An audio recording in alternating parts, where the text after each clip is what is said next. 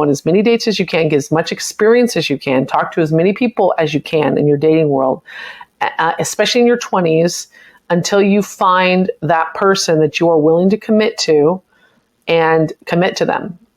And you know that you love them, they love you, and the values are there, the communication is there, and then just work on the communication. Build the marriage like a business and be fully invested. Marriage is 100%, 100%. And do not give up on that person.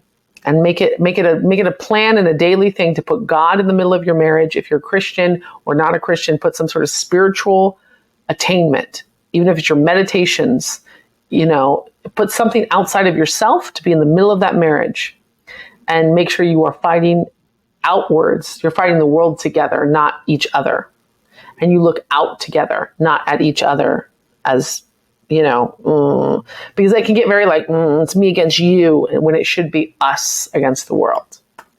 That's what marriage is to me. When you find that person, your person, you stick by them, you commit to them, and you do not let them go.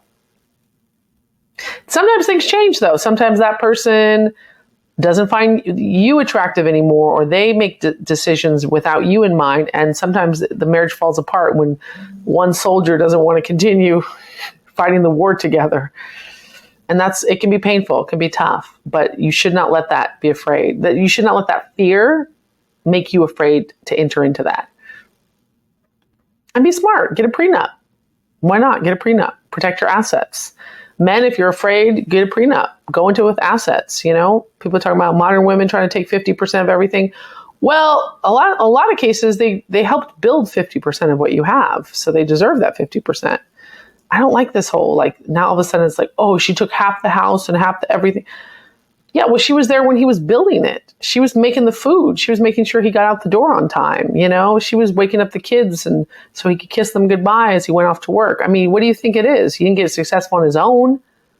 If he comes in with $1 million fortune, $50 million fortune, and she comes in brand new, they are married for 5 years and then they divorce and she takes half, that's not fair.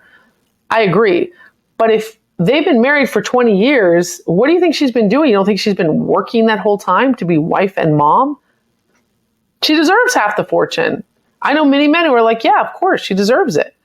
But if it's your fortune and you don't want to give it to a new stranger because you made it before the person comes in, they didn't help you build it, write a prenup. Get an ironclad prenup. A prenup is simply the terms of divorce. It's not romantic, but it's practical. And it'll save you a lot of headache.